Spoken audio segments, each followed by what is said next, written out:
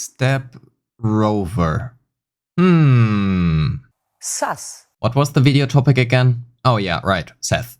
With the release of patch 1.1, we did not only get Chingy, but also with the Jane Doe banner coming soon as well, we will also get access to a new A rank, Seth.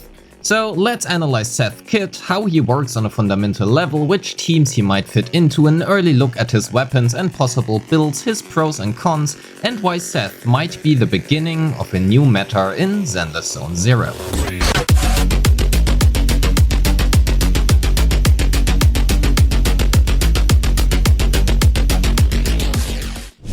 Seth is an electric defense type agent who specializes in short combos inflicting absolutely massive days, at least for a non-stun unit, while providing a shield to your teammates and also increasing their anomaly proficiency. This makes Seth an extremely valuable asset for anomaly teams, and spoiler, well, actually not, we will get 2 new anomaly units rather sooner than later with Jane and Burness. So let's cover his kit. This will be a short overview of what he can do and not an in-depth guide, which will follow later when Seth actually releases, so subscribe to not miss out on that. Seth has a 4-part basic attack with the 4th hit dealing electric damage, and any dodge counter, EX special or assist follow-up skips his basic 1. However, you will likely not wanna do so, because his basics honestly are pretty bad, but more on that in just a bit. Seth also features a special resource called Resolve, which can be charged up to 100%. Using his ultimate, chain attack or EX special accumulates 75% resolve, with his defensive assists recharging 25%. If Seth has 75% or more of his resolve, when holding down his basic attack he will perform an enhanced strike which consumes 75% resolve to unleash consecutive strikes, which then will trigger a quick assist for the squad member positioned before Seth. This essentially allows you to switch from your DPS into Seth, do your combo and then switch back to your DPS. His EX special can either be pressed or charged, and while the usual charge animation is very long, you can also hold his EX special after any dodge counter, quick assist, chain attack or ultimate, which will significantly speed up the charge time required. That is also mainly the reason why we actually do not want to use his basic attacks, because they do not grant us any resolve, like Zoro. His charged EX special also has some pretty insane days and damage multipliers. Here's a comparison to Chingy. Oh, and he also inflicts quite a lot of attribute anomaly. In fact, about a 1/4 of his entire damage profile is attribute anomaly. Regardless, when looking at his days infliction, while it is nowhere close to Chingy, Collida or other stun-focused units, Seth can inflict enough days to potentially take the spot of a stunner in anomaly teams. A bit more on that later, let's finish up his kit first. His core skill grants Seth a shield equal to 68% of his initial attack, lasting for 25 seconds whenever he uses his EX special, and while this can trigger once every 10 seconds, this shield cannot stack.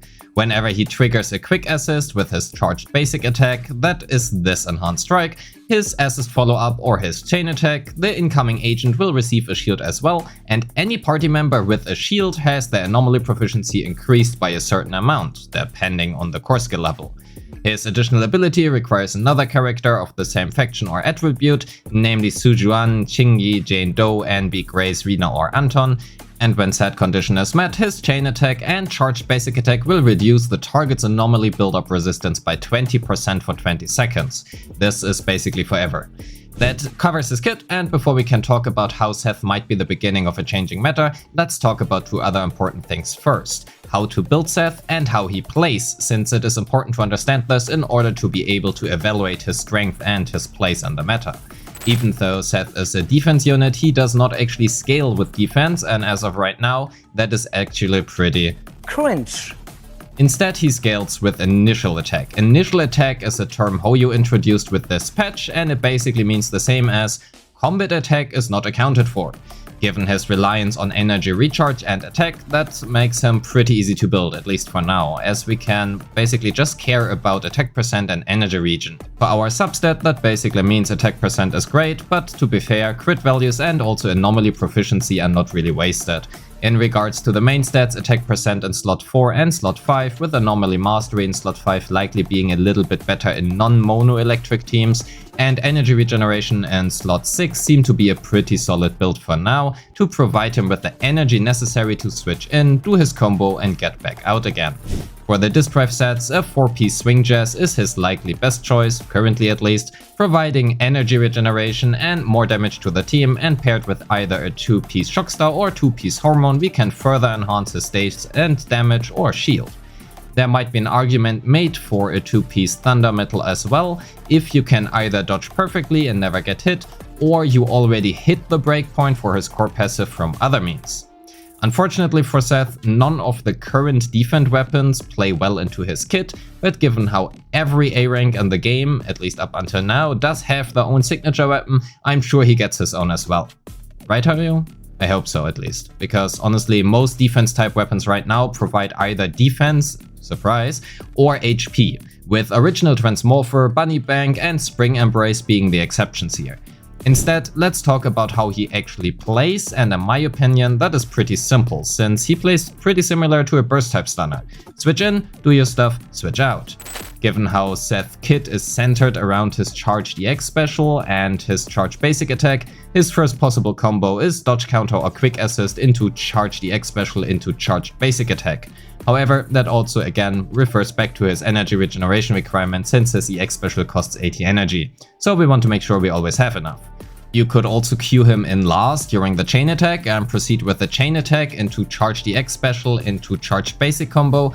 However, his chain attack animation is honestly pretty long and this is likely actually a damage loss. Instead, switching him in for a parry followed by an assist follow-up into Charge DX special and Charge basic attack is probably your best and honestly most reliable bet.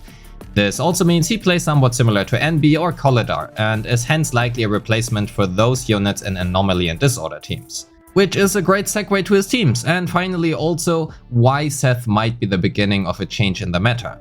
Please keep in mind this part is very theoretical and depending on how future units and the Shio defense are tuned, things might not actually turn out this way. So, to no one's surprise, up until now the meta has been dominated by traditional main DPS teams such as Ellen or Sujuan. While anomaly teams such as Grace and Piper have been able to keep a good clear time and score for Shio defense, they are not on the same level as the traditional DPS teams.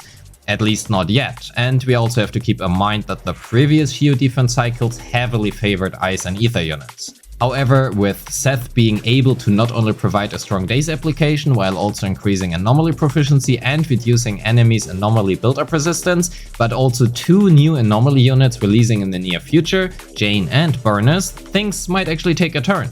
Disorder and Anomaly teams, at least up until now, heavily relied on NB and Colidar due to their short field times and strong daze application. With Seth being an A-rank unit and hence slightly more accessible than Colidar, well except if you select her in the selector banner, and with Jane Doe looking more of an on-field type Anomaly unit due to how she wants to stay on field to make most out of her Passion Stream mechanic, we finally can have some proper and competitive Anomaly teams. Jane scales fantastic with both Assault and Disorder, and hence teams such as Jane, Seth and Grace, Burners or Piper in the last slot look fantastic. Okay, well in the case of Burners it will heavily depend on her additional ability requirements, which we do not know yet. So take that one with a grain of salt. Seth can also likely find himself a place in a Grace Anton Seth team, where Seth could just simply replace Anby. However, with Piper, Grace and Jane Doe being the only Anomaly units as of his release, his current team options are also still somewhat limited, and depending on Burners' kit and her additional ability, he might not find himself another team for the near future. Which brings us to his pros and cons. Let's start with the latter since I have just said it. Limited to Anomaly teams with Electric or his faction. Furthermore, his Mindscapes are just okay. His M1 is honestly pretty good since it basically allows us for permanent uptime on his Anomaly proficiency buff. His M2 to M5 are all okayish. They are not bad, they are not great, they are simply nothing groundbreaking, and personally, while this can help his personal Anomaly application, it does not bring him anywhere close to the level of an Anomaly unit. His M6 is a pretty big damage boost for himself, but also that's about it.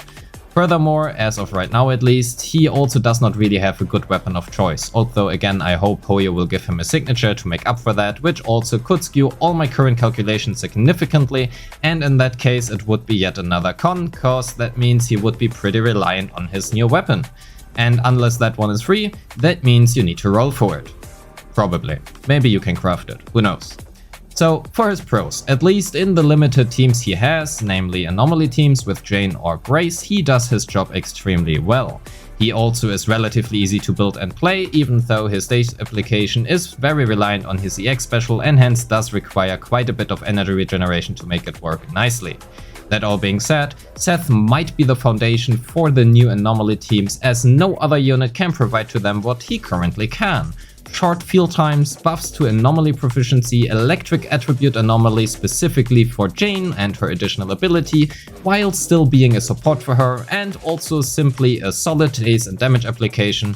And let's be honest, the other two choices for set teams, namely Collider and Envy, they just seem worse in comparison, at least for now. Thank you for watching, don't forget to like and subscribe if you liked the video, leave me a comment if you have already played the 1.1 story or not, and if yes, how did you like it? Will you pull for Jane or Seth, or not, do you skip?